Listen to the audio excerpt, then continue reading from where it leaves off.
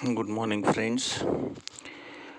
Let we start with the sentences, kinds and function of SYBA, semester 4th grammar unit. In day-to-day life, human use language. It is in the form of spoken as well as written for different purposes. Sentence is an important unit in speech or writing. We use different types of sentences for different purposes. The different types of sentences help us to communicate our emotions clearly on the basis of functions and purposes. The sentences are categorized as statement, questions, exclamation, commands, which are also known as declarative, interrogative, exclamatory, imperative, respectively. However, a sentence can be better be understood and categorized by considering the meaning and context of the sentence.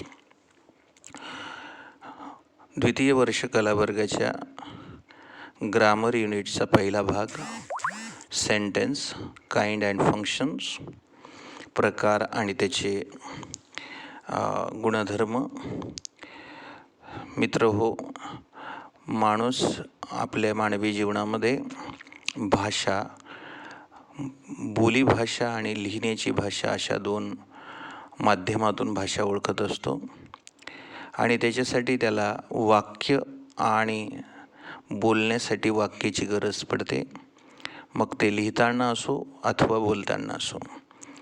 लिहिताना आणि बोलताना वापरावयाची जी वाक्य आहेत त्याची विविध असणारे हेतू आहेत आणि त्या हेतू आपल्याला नेमकं भावना आणि संभाषणाच्या माध्यमातून स्पष्ट कळतात. यावरून आपल्याला वाक्यांचे प्रकार किंवा विभागणी करता येते. ते म्हणजे स्टेटमेंट म्हणजे ज्याला आपण वाक्य म्हणतो, विधानार्थी वाक्य म्हणतो, क्वेश्चन्स म्हणजे प्रश्नार्थक वाक्य, एक्सक्लेमेशन म्हणजे उद्गारवाचक आणि कमांड म्हणजे आदेशात्मक किंवा ज्याला आपण आदेश ऑर्डर म्हणतो अशा प्रकारचे. त्यांनाच पुढे आपण डिक्लेरेटिव्ह, इंटरगेटिव्ह, एक्सक्लेमेटरी आणि इम्पेरेटिव्ह वाक्य म्हणून ओळखतो. तर ह्याच्या विभागणी आहेत. यानुसार आपल्याला आता काही वाक्य पाहिजे आहेत. And the first of all we start with the first type of sentence, that is declarative or statement. This is the most common type of sentence. This sentence conveys facts or states some information. They end with the period, full stop. ज्या वाक्यामध्ये सामान्यतः आणि संदेश पोहोचवलेला असतो, माहिती दिलेली असते आणि ज्या वाक्याची सुरुवात होऊन जे वाक्य पूर्णविरामाने पूर्ण होते व त्याच्याने संदेश जो आहे तो पूर्णतः आणि ऐकणाऱ्याला आणि कळतो, ह्या वाक्याला आपण डिक्लेरेटिव्ह किंवा स्टेटमेंट असं म्हणतो. उदाहरणार्थ, for example, the boy entered in the class. I like grapes. Rajesh wanted to eat cookies but he did not know how to make them. या तिन्ही वाक्यांचा जर आपण विचार केला तर वाक्य लांबी आणि एखादं वाक्य छोटंसं वाक्य असेल, एखादं मोठं वाक्य असेल, पण मात्र त्या वाक्यांकडे बघताना आपल्या लक्षात येईल की त्याच्यामधनं जो संदेश दिला गेलेला आहे तो संदेश पूर्णपणे आणि दिलेला आहे, अपूर्ण नाही. म्हणून त्याला स्टेटमेंट असं म्हणतात. The boy enter in the class म्हणजे तो मुलगा जो आहे तो वर्गामध्ये आलेला आहे. मला द्राक्ष आवडतात.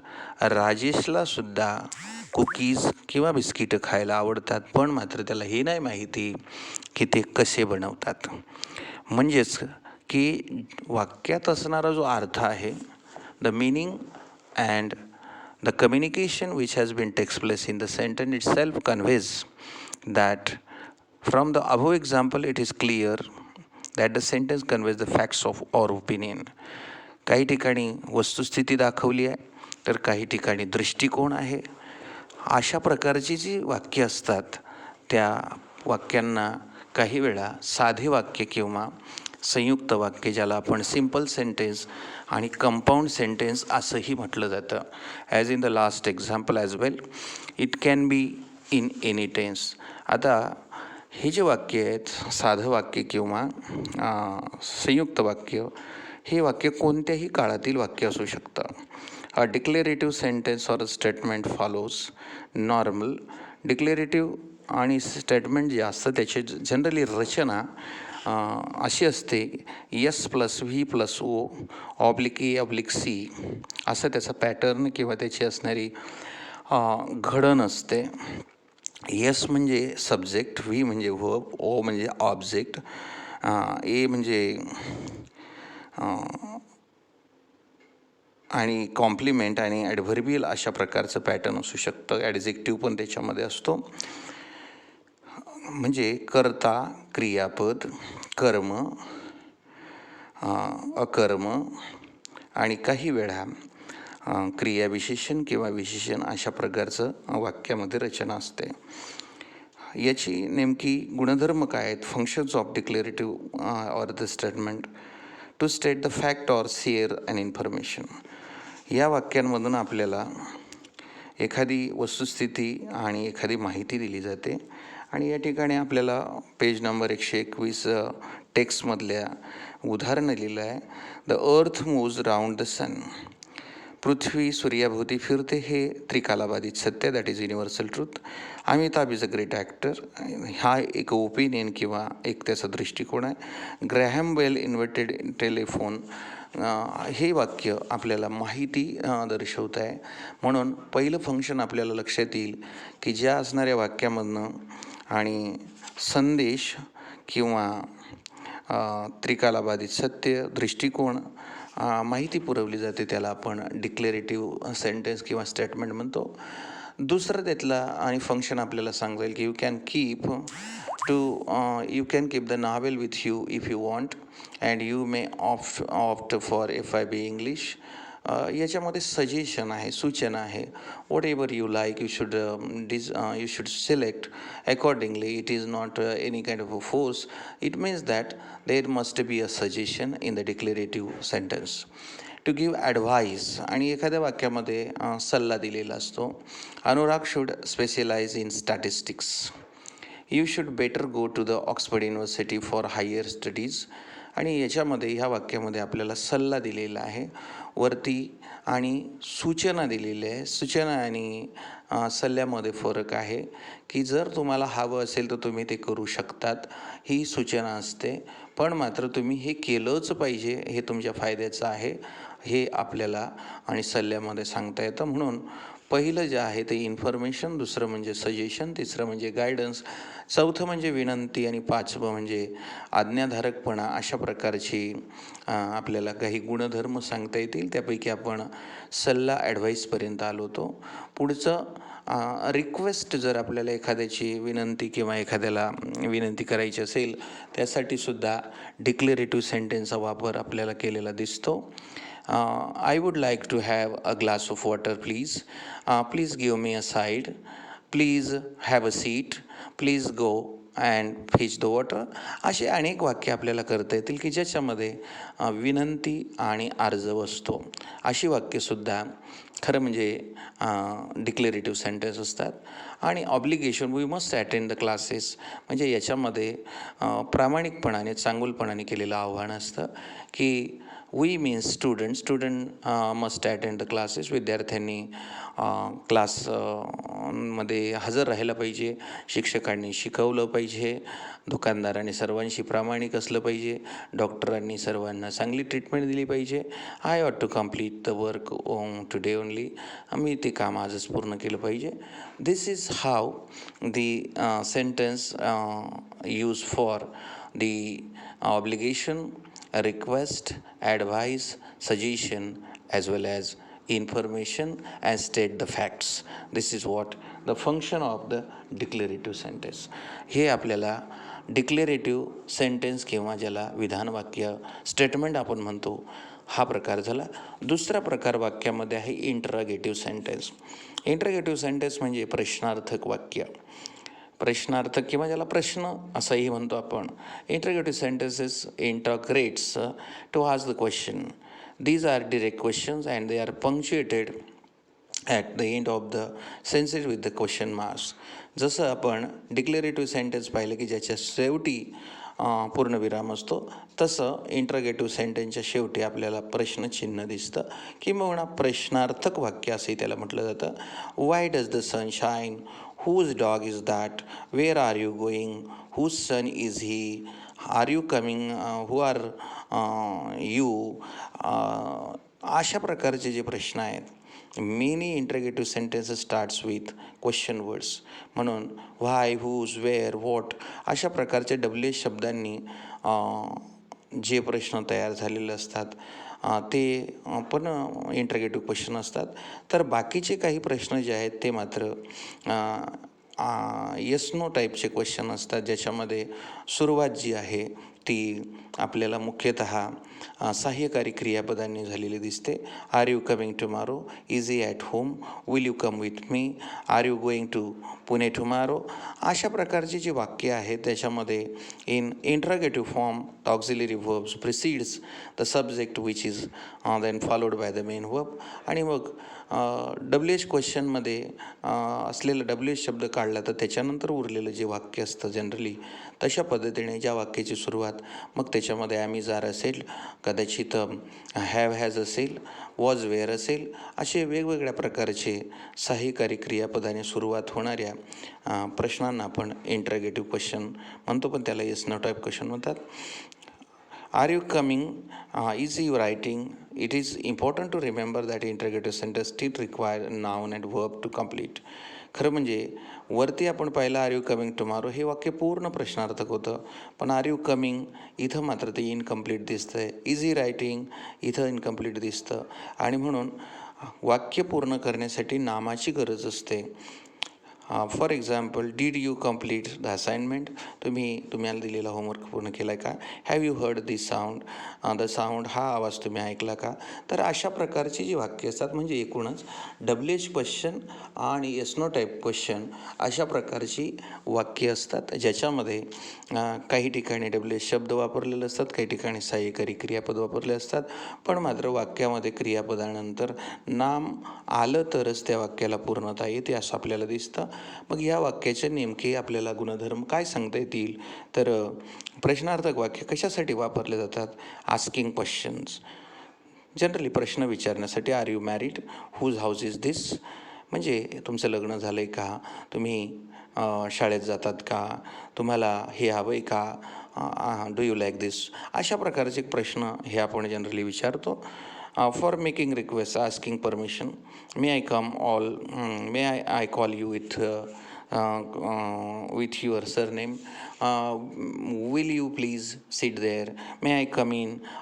This kind of question is used for making permission or asking permission. For making suggestion, the next function is, how about having a cup of tea? Why can't we begin a lecture with a prayer? तर ज्या ठिकाणी आपण सूचना देतो की असं केलं तर काय होईल, म्हणजे क्लासमध्ये आणि वर्ग सुरू करण्याची पूर्वी प्रार्थना घेतली तर काय किती चांगलं होईल. फॉर मेकिंग एक एम्फॅटिक स्टेटमेंट, एखादं अतिशय महत्त्वपूर्ण आणि ज्याच्यावर आग्रहपूर्ण आपण म्हणतो, is it beautiful? Aren't we late for the class? आपल्याला उशीरच झाला नाही का? आणि ते किती सुंदर आहे नाही का? म्हणजे काय की ज्याच्यामध्ये प्रश्न विचारलेला आहे आणि त्याचं उत्तर फक्त समोरच्याकडनं हो किंवा नाहीमधनं घ्यायचं असलं तर त्याला एम्फेटिक स्टेटमेंट असं म्हणतात. आणि पुढे कमांड किंवा ऑर्डरसाठी पण इंटरगेटिव्ह सेंटेन्सचा वापर आपल्याला केलेला दिसतो. Will you leave this class immediately? Will you shut up? तर हे त्याचे एक्झाम्पल आहेत. तुम्ही जरा जिथून जाल का? जसं आपण गेट आऊट, शटअप, स्टँडअप वगैरे जे वापरतो तशा पद्धतीचे स्टेटमेंट जे आहे ते इंटरगेटिव्हमध्ये वापरतात एकूणच. आणि हा दुसरा प्रकार. तिसरा प्रकार आपल्याला सांगता येतो तो म्हणजे एक्सक्लेमेटरी सेंटेन्स, म्हणजे उद्गारवाचक चिन्ह उद्गारवाचक वाक्य. Exclamatory sentences are like declarative sentences. In that way they make statement instead of asking question. इथं प्रश्न नसतात तर ते जवळपास जे डिक्लेरेटिव्ह सेंटेन्स आपण सुरुवातीला पहिला प्रकार पाहिला तसेच असतात, but their main purpose is to express strong emotion. पण यांच्यामध्ये मात्र एखादी गोष्ट जी भावना आहे ती तीव्र गतीने सांगण्याचा एक प्रघात असतो. They are easily recognised because they and in exclamation point instead of A period. म्हणून ह्या जसं प्रश्नार्थकाचं वाक्याच्या शेवटी आपल्याला प्रश्नचिन्ह दिसतं, तसं उद्गारवाचक वाक्याच्या शेवटी आपल्याला उद्गारवाचक चिन्ह मार्क ऑफ एक्सक्लेमेशन असतं आणि त्याच्यामध्ये भावनांचा असणारा तीव्रता आपल्याला दिसतं. How well he sings, how wow he just one a gold medal. Notice that each of one these example contains both a subject and verb.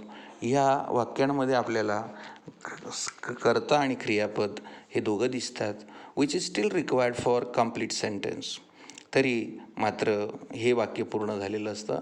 Exclamatory sentences are often used of a casual conversation and written dialogues to show emotion. बहुतांश आणि संभाषणामध्ये dialogue रायटिंगमध्ये ह्या प्रकारच्या वाक्यांचा जास्त उपयोग होतो, but they are not typically useful in academic expository writing. पण मात्र बऱ्याच वेळी ते ॲक्च्युअलमध्ये वापरले जातही नाही. I can't find the butter, I love this movie. अशा प्रकारची जे वाक्य आहेत ते आपल्याला या ठिकाणी करताना दिसत आहेत. Sentence that exclamatory in the form starts with what or how are not interrogative have a shift of a typical word order. इथं व्हॉट आणि हाऊ हे जे शब्द आहेत हे मात्र इंटरगेटिव्ह म्हणून येत नाही, तर इथं मात्र ते उद्गारवाचक वाक्याची असणारी तीव्रता वाढवण्यासाठी आणि फक्त दोनच शब्द या ठिकाणी आपल्याला दिसतात, दॅट इज व्हॉट अँड हाव. मग हे जे वाक्य आहे या वाक्यामध्ये आपल्याला हे दोनच शब्दांनी तयार होणारं जे वाक्य असेल आणि त्याच्या शेवटी उद्गारवाचक चिन्ह असेल अशा वाक्याला आपण उद्गारवाचक चिन्ह म्हणतो. मग ह्याचा नेमका आणि गुणधर्म किंवा याचे फंक्शन्स काय आहेत ते आपल्याला पाहता येतील. त्याच्यात पहिलं फंक्शन आपल्याला सांगते to express surprise and appreciation. एखाद्याबद्दलचा आणि आश्चर्यभाव किंवा एखाद्याचं कौतुक करायचं असेल तर त्यासाठी wow how beautiful it looks and oh what a surprise, हे अशा प्रकारची वाक्य आपल्याला याची फंक्शन दिसतात. टू एक्सप्रेस एक्साइटमेंट, एखादी गोष्ट आणि अतिशय चांगली झालेली असेल तर त्याच्यासाठी दिलेला प्रतिसादसुद्धा या वाक्यातून आपल्याला देता येतो. Great, what a performance. आणि त्यानंतर आपल्या असणारे एखादी गोष्ट आवडत नसेल, आपल्याला त्याची आणि किळस वाटत असेल तर त्यासाठी how dirty, how ugly, shit. This kind of a sentence, statement or construction of the sentence used in the exclamatory sentence itself to express satisfaction. जसं डिस्गस आणि डिसलाईक दाखवता येतं तसं समाधान आणि आपल्याला आवडलेली लायकिंग सुद्धा आपल्याला सांगता येते. What a way, hair is yes. So these are the somehow the functions of exclamatory sentence. म्हणून वरती आपण डिक्लेरेटिव्ह, इंटरागेटिव्ह आणि एक्सक्लेमेटरी 3 प्रकारचे वाक्य आणि त्यांचे गुणधर्म पाहिलेले आहेत, जे आणि द्वितीय वर्ष कला वर्गाच्या टेक्स्टबुकमध्ये पेज नंबर 121, 122, 123, 124, 125वर आपल्याला पाहायला मिळतात. तर विद्यार्थी मित्रांना विनंती की आपण हे असणारं लेक्चर ऐकत असताना आपण आपल्यासमोर पुस्तक पण असू द्यावं, जेणेकरून आपल्याला ते जास्त लवकर समजेल. चौथा आणि शेवटचा प्रकार सेंटेन्सेसमधला आपल्याला इथं सांगितलं गेलेला आहे, imperative sentence command. This sentence give command or make request. हे आदेश किंवा विनंती सारखे वाक्य आणि भावना मांडण्यासाठी, निर्देशन करण्यासाठी या वाक्यांचा उपयोग होतो. Imperative sentences do not simply state the fact but rather tell someone to do something. कोणाला तरी कोणीतरी काहीतरी सांगतं आहे अशा प्रकारची हे आदेश किंवा ज्याला आपण कृती करण्यासाठी जी उद्युक्तता आहे त्या यामध्ये हे असतं. This can be in a form of friendly advice, basic instruction or more forceful command. उदाहरणार्थ, for example, please shut the door to keep out the bugs, turn left at the bridge. It appears that the subject is missing. वरचे जे वाक्य आहे त्याच्यामध्ये कुठेही आपल्याला करता दिसत नाही. However, every common command imperative sentence is directed you. पण मात्र त्याच्यात दिसला नाही तरीसुद्धा त्यातला कर्ता अध्यारूत आपण यू मानायचा असतो. मेकिंग दिस सेंटेन्स सेकंड पर्सन आणि हे कायम द्वितीय पुरुषाला असतं. म्हणजे जसं shut the door, close the window, please give a water. म्हणजे आपण कोणाला सांगतो हे सांगणारा तिथं दिसत नाही, ऐकणारा दिसत नाही, पण मात्र तिथं द्वितीय पुरुषी करतात तुम्हाला किंवा तुम्ही असं सांगितलेलं आपल्याला अध्यारूत धरावं लागतं. The subject of the sentence may be omitted but it is called you understood. आणि म्हणून कर्ता हा जनरली आणि आपल्याला वगळलेला दिसत नाही, पण मात्र त्याला आपल्याला मान्य करावा लागतो. You do this, you do that, get out, you get out, shut up, you shut up. Imperative sentence ends with period. काही ठिकाणी आपल्याला इम्पेरेटिव्ह सेंटेन्समध्ये काळ दर्शवलेला असतो. Open the window, sit down. Though many imperative sentences end this in periods, but some of more forceful demand may end in exclamation. काही मात्र वाक्य जरी आपल्याला इम्पेरेटिव्ह दिसत असले तरी त्यांच्या मागे उद्गारवाचक चिन्ह आपल्याला दिसतं. आणि हे उद्गारवाचक चिन्ह म्हणजे जी डिमांड आहे ती मात्र जास्त तीव्र असण्याची चिन्ह ते असतात किंवा निर्देशन असतं. Exclamation point two highlight the emotion. For example, stop bothering me, माझ्याबद्दल बी पेशन्स. अशा प्रकारचे जे वाक्य आहेत हे वाक्य उद्गारवाचक चिन्हाने चिन्हांकित असले तरीसुद्धा ते उद्गारवाचक नसून ते आज्ञार्थीच वाक्य आहेत. When commands are used with the noun or direct address they are still command. ज्यावेळी नाम आणि डायरेक्टली वापरलं जातं त्यावेळी Ketan show me the money, Rani play the movie. So this is directly order to the particular person who is listening. So this kind of a sentence is called as an imperative sentence. The imperative sentence does not have subject properly seen, but it is implied itself. So the statement or the sentence which is started with a verb or to, sometime to or sometime, that is to infinitive or without a to, but starting with verb is called as a imperative sentence. Let we see the functions of those sentences. Functions of imperative sentences and command. To give order and command, it is used for आदेश किंवा एखाद्या गोष्टीवर आणि तीव्रता दाखवण्याचा आग्रह असेल. Go straight Ravi, bring it here. किंवा दुसऱ्याने आपल्याला पाहता येतं की प्रॉहिबिशन, एखादी गोष्ट वर्ज्य केलेली असेल किंवा एखादी गोष्ट करायला नको करायला पाहिजे असं सांगायचं असेल तर त्यावेळीसुद्धा आज्ञार्थी वाक्य वापरलं. Don't smoke here, no parking here. For giving warning, एखादी सूचना किंवा एखादी तंबी देण्यासाठी सुद्धा. एखाद्या वेळी मित्राला आणि वेगळ्या भाषेत सांगण्याचा don't forget your mobile, mind your head, be aware. अशा प्रकारच्या फंक्शनीचे आपल्याला दिसतात. फॉर थ्रीटनिंग, आणि एखाद्याला धमकवायचं असेल तर त्याच्यासाठी don't touch me, mind your language. So these are the sentences. आणि हा असणारा जो पाठ आहे किंवा हा असणारा जो ग्रामरचा भाग आहे याच्यामध्ये विद्यार्थी मित्र हो, आपल्याला एक्सरसाइज अशी असणार आहे की काही वाक्य दिलेले असतील.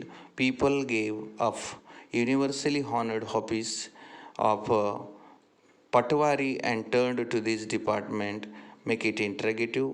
म्हणजे याला आपल्याला इंट्रगेटिव्ह करायचं आहे. Your eyes should always be fixed on offering and chadar, make it imperative. There Alauddin was a strong man, make exclamatory. How disgusting it was to carry the dog in this bus, make it extrative. He was riding on waving of honesty, make it interrogative. आपण जे वरती शिकलो त्या पद्धतीने. किंवा Y isn't he in the army, हे वाक्य कोणत्या प्रकारचं आहे ते ओळखायचं आहे. आणि ते वाक्य आपलं पहिलंच पेज नंबर 125वर आपल्याला म्हटलं की identify the types of the following sentence. Y isn't he is in army, This is interrogative sentence. Give us our fares back. This is imperative sentence. A policeman strolled up and looked at the door. This is declarative or the statement. May God bless you. This is exclamatory sentence. Tell me what inside this cart. This is imperative sentence. You must take that dog out. This is a declarative sentence. And my parents were widely regarded as an ideal couple. This is statement and declarative sentence. In this way, you can have a good knowledge of the sentences as far as SYBS second term, that is fourth semester is concerned. And this is the first part of the grammar, that is sentences, where we have seen the declarative sentences, interrogative sentences, exclamatory sentences, as well as imperative sentences with its function. We have to identify and we have to change the one sentence into the another, and also identify accordingly which have been given in the text itself. So thank you very much. Our topic ends here, and we'll meet to another period. Thank you very much, friends.